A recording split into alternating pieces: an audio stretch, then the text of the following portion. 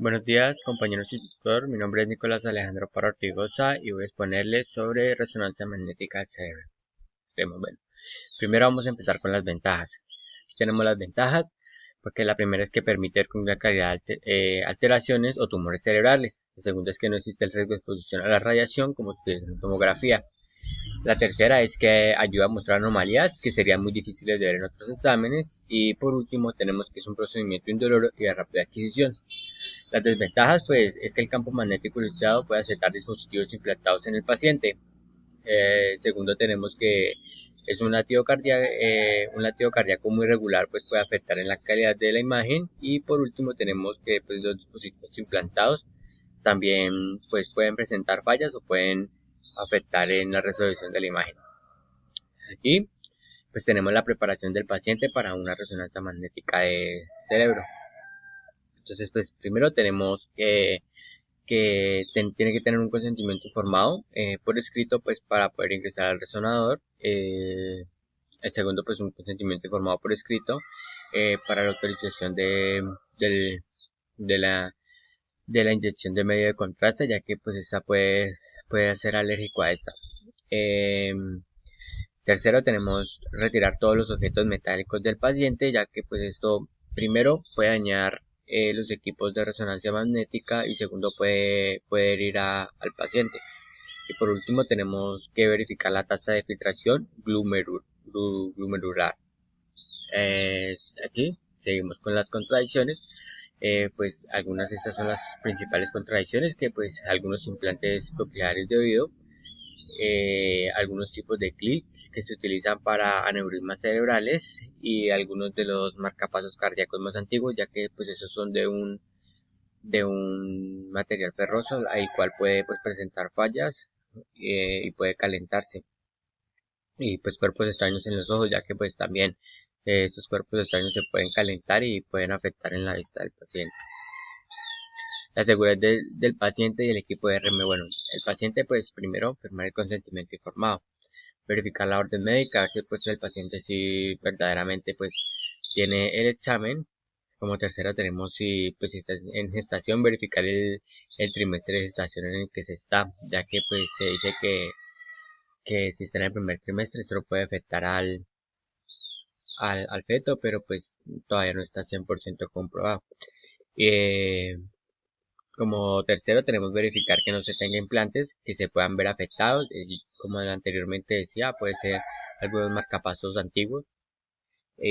Por último tenemos administrarle una bata al paciente.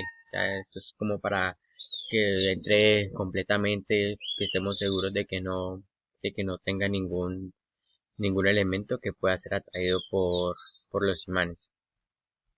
A los equipos de RF, bueno, pues aquí verificar el paciente que tenga su poder objetos metálicos, ya que pues esto puede dañar los equipos y como todos sabemos el mantenimiento de esos equipos o el arreglo sale muy costoso. Bueno, aquí tenemos la posición y la orientación del paciente. Aquí, bueno, pues la cabeza primero en decúbito supino con los brazos a lo largo del cuerpo, y la antena a utilizar pues se coloca la antena de cuadratura cráneo y se moviliza con unas almohadillas al nivel de los oídos.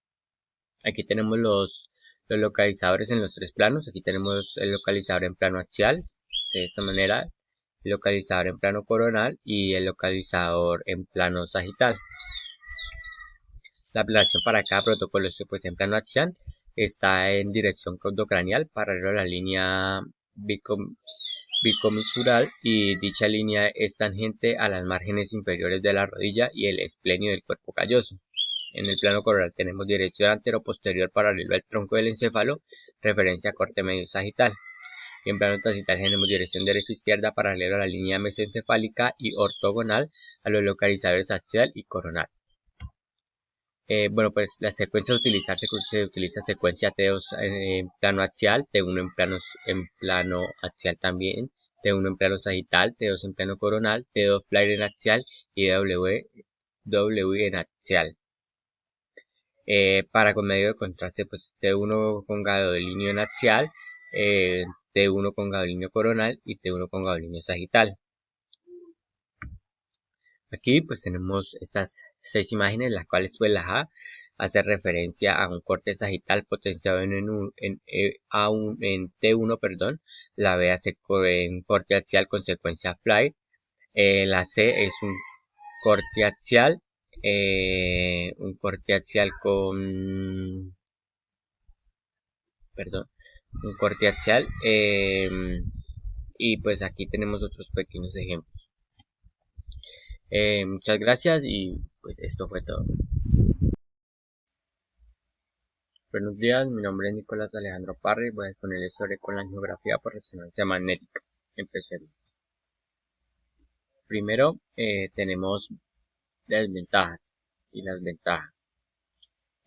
Bueno, como primero tenemos que el campo magnético utilizado puede afectar dispositivos implantados en el paciente. Segundo, que un latido cardíaco muy irregular puede afectar en la calidad de la imagen. Tercero, los dispositivos implantados pueden afectar la imagen también. Las ventajas que pues se pueden visualizar los órganos en movimiento. Como segundo, tenemos que nos ayuda a encontrar patologías que con otros estudios no se pueden observar. Tercero, que pues es un procedimiento indoloro. Y cuarto, pues de muy rápida adquisición. Bueno, tenemos la preparación del paciente. Bueno, el paciente tiene que prepararse con lo siguiente. Debe llevar un consentimiento informado por escrito para ingresar al resonador, un consentimiento informado por escrito de autorización de inyección de medio de contraste.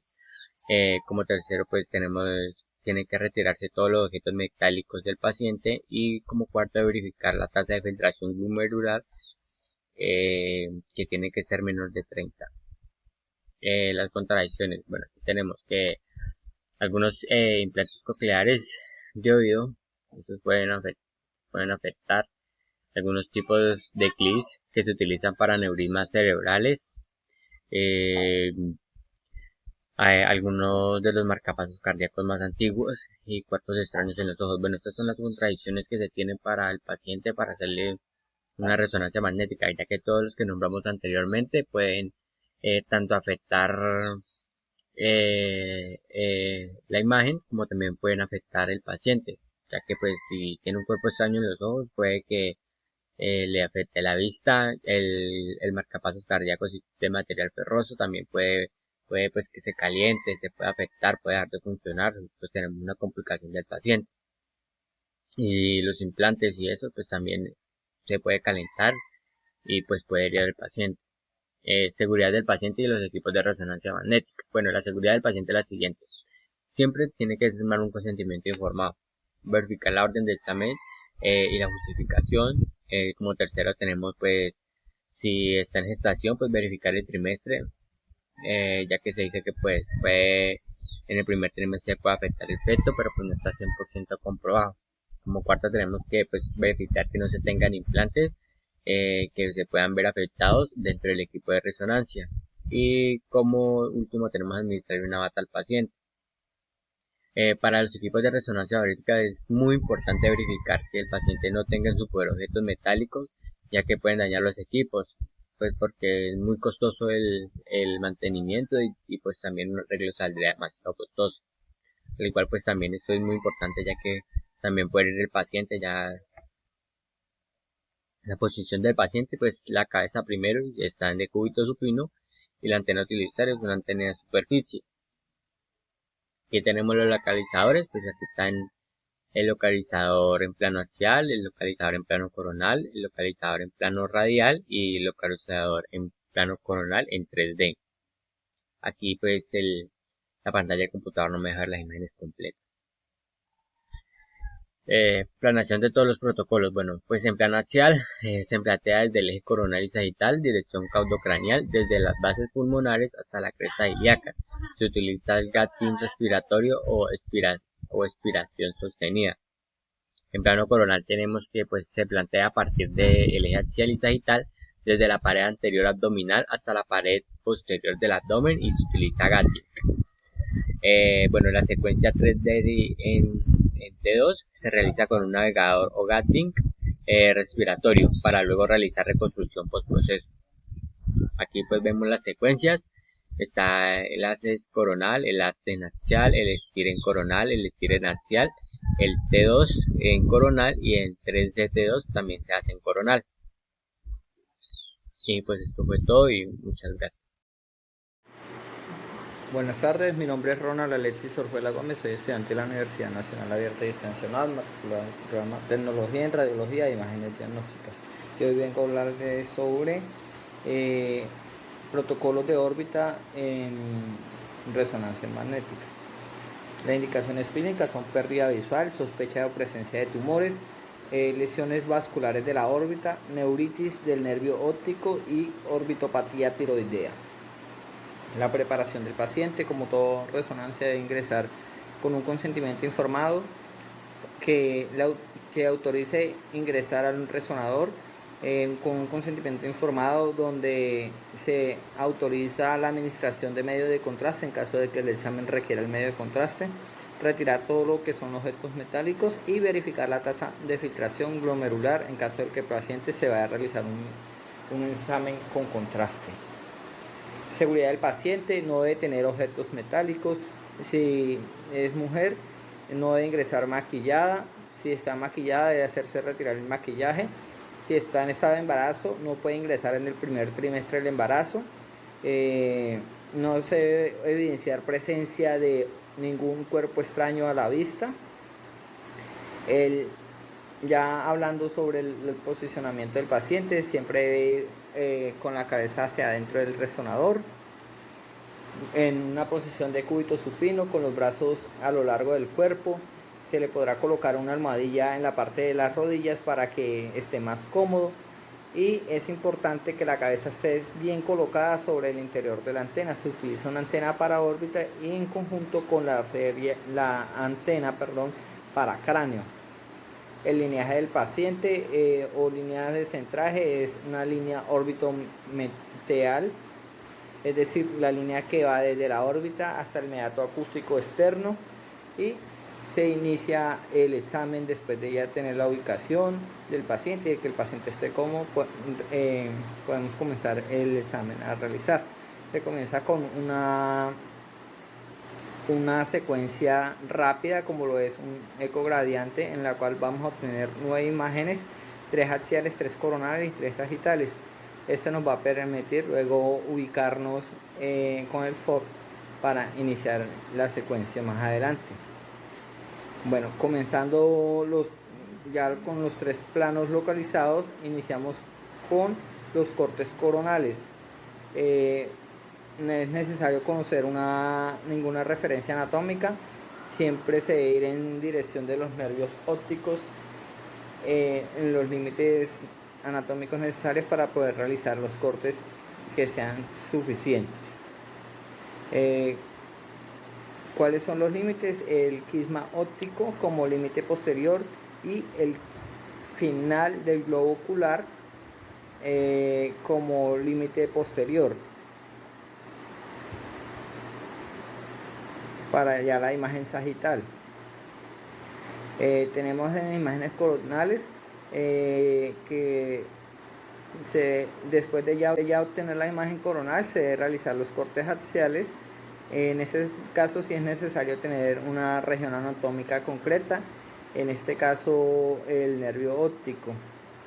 Se realiza un corte coronal potenciado en T2 con saturación de grasa, donde podemos visualizar el nervio óptico para poder planificar el corte axial.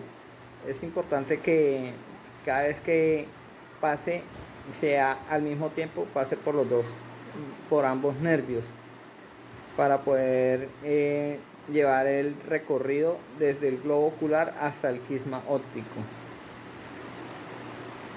Ya por último se realizan los cortes sagitales. Ya pocamente se utilizan, pero son muy necesarios. Para ello necesitamos las imágenes coronales y axiales anteriormente adquiridas, y con el respecto a la imagen axial angulamos el bloque de corte de tal manera que uno de ellos recorra longitudinalmente toda la extensión del nervio desde el globo ocular hasta el quisma óptico, y con la relación a la imagen coronal necesitamos comprobar que ese corte pase siempre por el nervio óptico. Esta ha sido la explicación del protocolo de órbitas para resonancia magnética. Muchas gracias por la atención.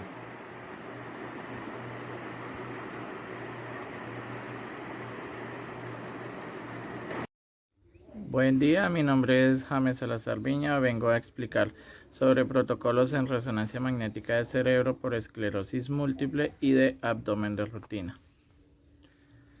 Resonancia de cerebro por esclerosis múltiple. Como todo procedimiento de resonancia, se realiza en un hospital, en un centro de radiología. Usted se acostará sobre una mesa angosta, la cual se desliza dentro de un escáner grande similar a un túnel. Algunos exámenes de resonancia magnética requieren de un tinte especial. Este lo llamamos medio de contraste. El tinte por lo regular se administra durante el examen a través de una vena en la mano o en el antebrazo. Este medio de contraste ayuda al radiólogo a observar más claramente ciertas zonas. Durante la resonancia magnética, la persona que opera la máquina lo vigila desde otro cuarto. El examen casi siempre dura de 30 a 60 minutos, pero puede demorar más tiempo.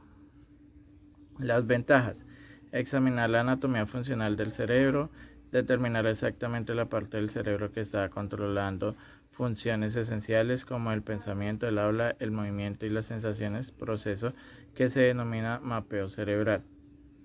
Evaluar los efectos de un derrame cerebral, trauma o enfermedad como la esclerosis múltiple. Controlar el crecimiento y funcionamiento de los tumores cerebrales, guiar la planificación de una cirugía, terapia, radiación u otros tratamientos invasivos del cerebro. Las desventajas: las personas suelen sufrir de claustrofobia, no es posible inducir pacientes con marcapasos, algunos implantes o clips cerebrales, un latido del corazón muy irregular puede afectar la calidad de imágenes. Se debe a que algunas técnicas espacian las imágenes en base a la actividad eléctrica del corazón. Por lo general, la resonancia no se recomienda para pacientes gravemente heridos. Sin embargo, esta decisión se basa en una evaluación clínica vital. Puede distorsionar las imágenes por resonancia magnética. Como consecuencia, se los debe mantener lejos del área a explorar. No obstante, algunos pacientes con trauma podrían necesitar una resonancia magnética. Contraindicaciones: implantes cocleares del oído, algunos tipos de clips que se utilizan para los aneurismas cerebrales, algunos tipos de bobinas colocadas dentro de los vasos sanguíneos, algunos de los desfibriladores y marcapasos cardíacos más antiguos, estado de gestación, cuerpo extraño metálico en el ojo. Preparación del paciente: debe primero tener el consentimiento informado por escrito para ingresar al resonador, consentimiento informado por escrito de autorización de la inyección de medio de contraste, retirar todos los objetos metálicos del paciente, verificar la tasa de filtración glomerular. Esta es muy importante ya que el medio de contraste excreta por la orina y va a ser muy necesario si el paciente tiene una insuficiencia renal, debe ser de pronto valorado por nefrología para realizar una protección del riñón o no realizar el examen. Posición y orientación del paciente: la cabeza debe ir primero y va en decúbito supino. Centrar el rayo láser sobre la glabela. Antena o bobina de cerebro. Las antenas son los elementos que utilizamos para recibir la señal de resonancia magnética de los tejidos. Es necesario e importante la elección de la antena adecuada para cada tipo de estudio y su posicionamiento en la región anatómica específica para poder tener la mayor resolución espacial posible. Indicaciones clínicas: esclerosis múltiple, enfermedades desmielinizantes, todas aquellas que provocan un daño en la cubierta protectora, vaina de mielina, que rodea las fibras nerviosas del cerebro, los nervios ópticos y la médula espinal. Nivel de corte: la planeación de los ejes axial, coronal y sagital son iguales al protocolo de cerebro de rutina. Se encuentran secuencias adicionales como son T2 Flyer sagital y secuencias con gadolinio. Plano axial, dirección caudocraneal paralelo a la línea bicomisural. Dicha línea es tangente a los márgenes inferiores de la rodilla y el esplenio del cuerpo calloso. Plano coronal, dirección anteroposterior paralelo al tronco del encéfalo, referencia corte medio sagital. Plano sagital, dirección derecha izquierda paralelo a la línea mesencefálica y ortogonal a los localizadores axial y coronal. Aquí tenemos las secuencias con y sin medida de contraste. Resonancia de abdomen de rutina. Indicaciones: cirrosis, hiperplasia nodular focal, adenoma hepático, hemangioma, grasa focal, carcinoma hepatocelular, quistes hepáticos, hemocromatosis, hemosiderosis, infiltración de grasa. Preparación del paciente. Consentimiento informado por escrito para ingresar al resonador, consentimiento informado por escrito de autorización de inyección de medio de contraste, retirar todos los objetos metálicos del paciente y verificar la tasa de filtración glomerular. Posicionamiento. Igual que el cerebro, la cabeza va primero y en decúbito supino. Nivel de corte.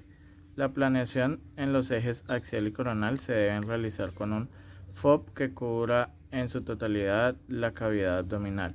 Se deben realizar secuencias dinámicas tras la inyección de medio de contraste.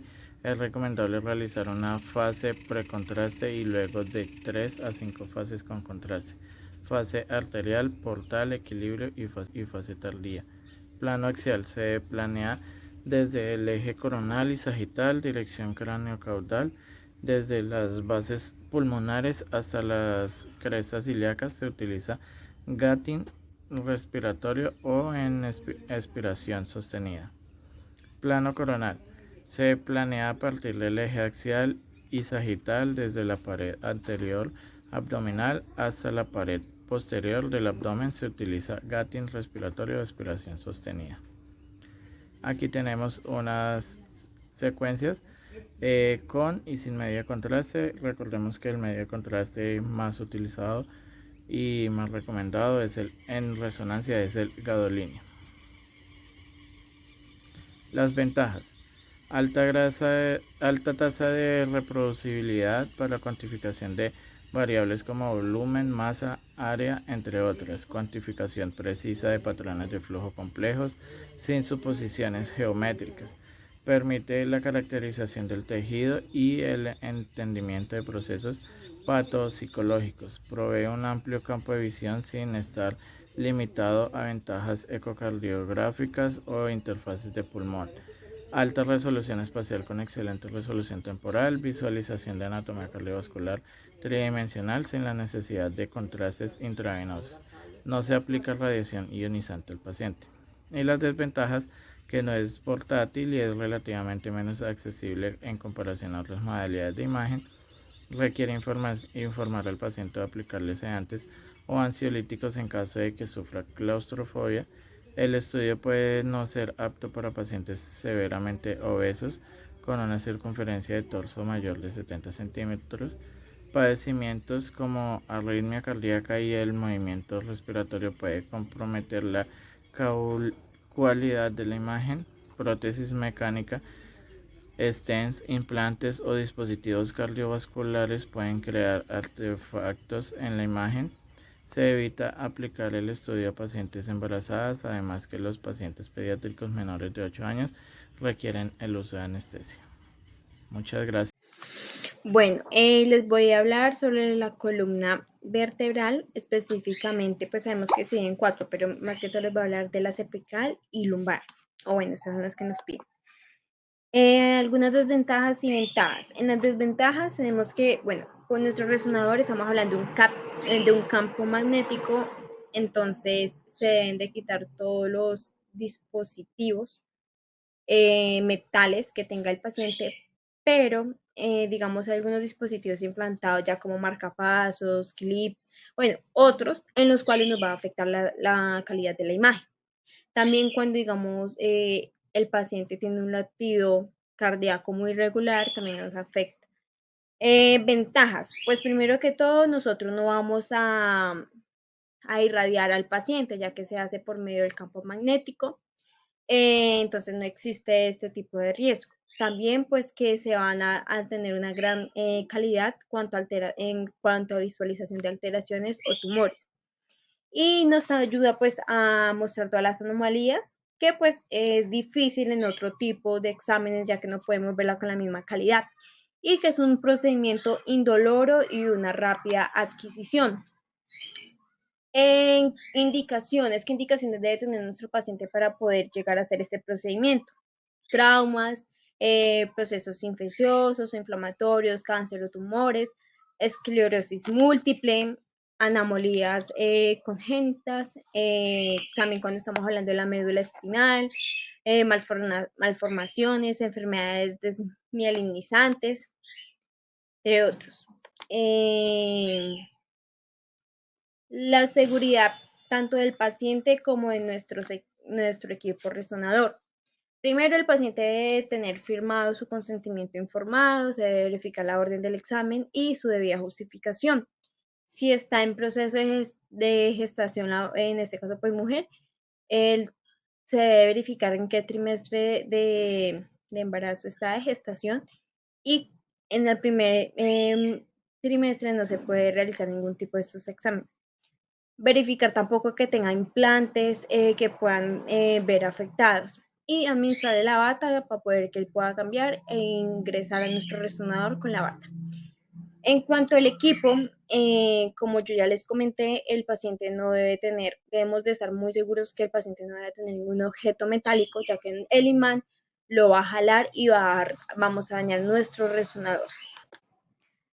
Bueno, pues este estudio, esta resonancia magnética de columna, es una manera que se realiza de una manera básica para el estudio de la columna vertebral y lo que es la médula espinal.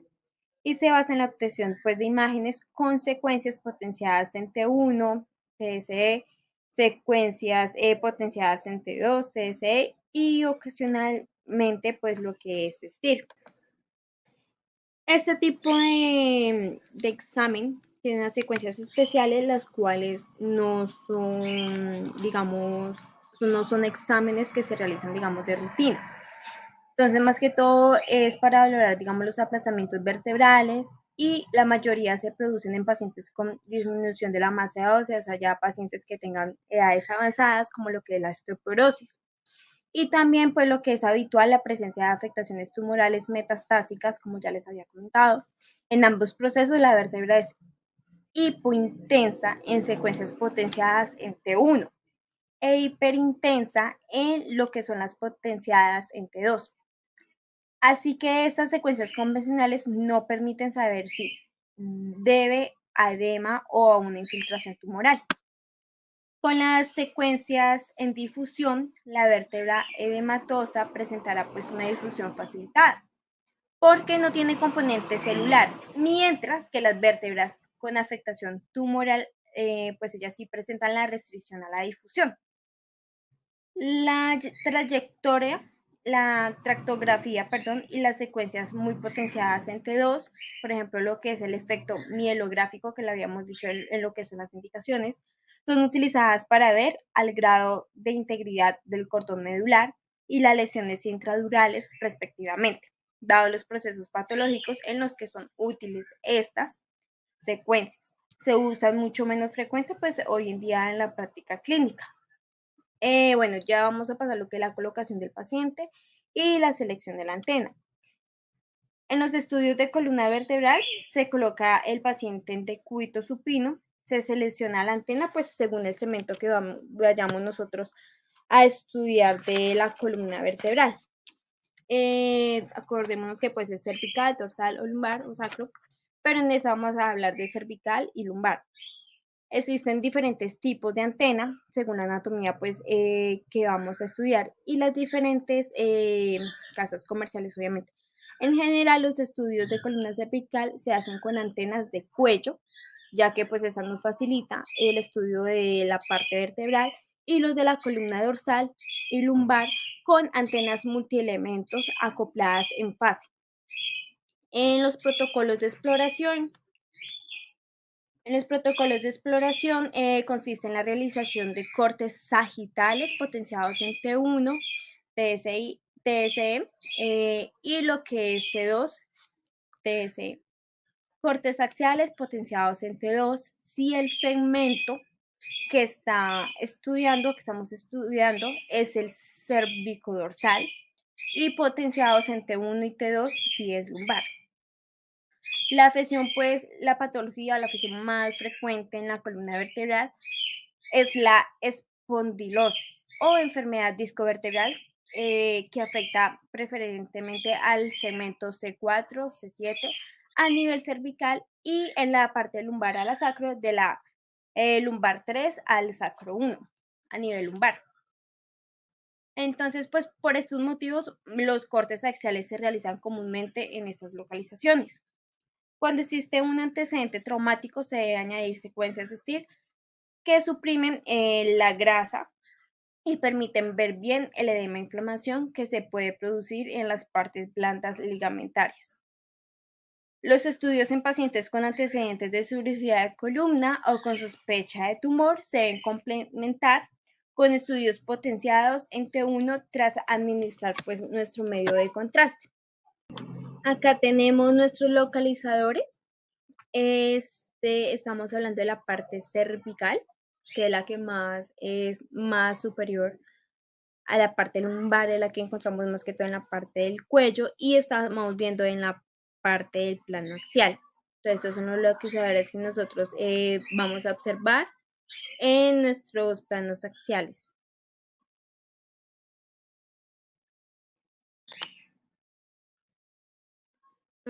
Acá tenemos plano axial, pero como acá podemos observar, acá ya estamos hablando de lo que es la parte de la región lumbar.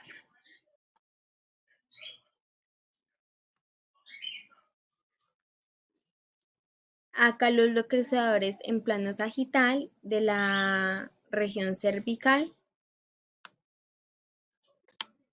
y los localizadores en plano sagital de la parte lumbar.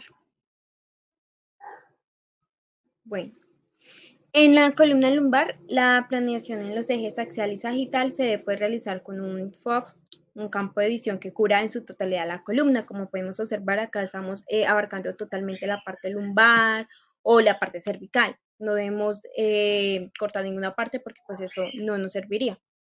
En caso de ser necesario, según la patología que tenga nuestro paciente, se realizan secuencias precontrastadas y postcontraste en T1 en los planos axial y sagital. En el plano axial, que es el que vimos anteriormente, en el plano axial, en la parte cervical, se planea desde el eje coronal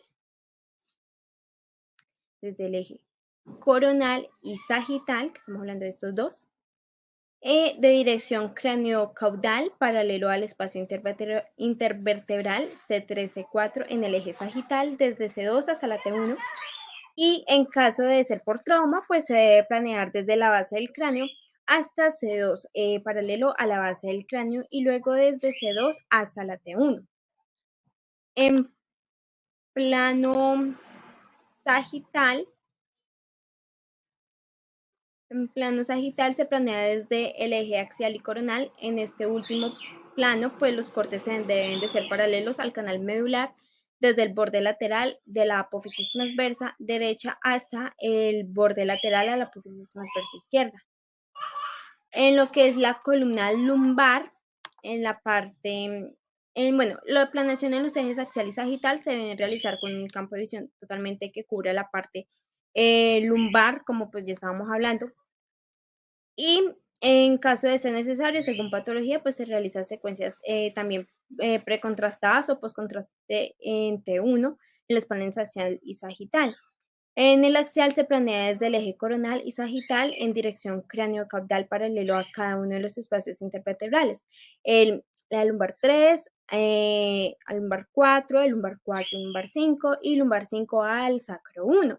En el eje sagital, desde pedículo a pedículo y, de ser necesario según patología, se grafican los demás espacios de la columna lumbar.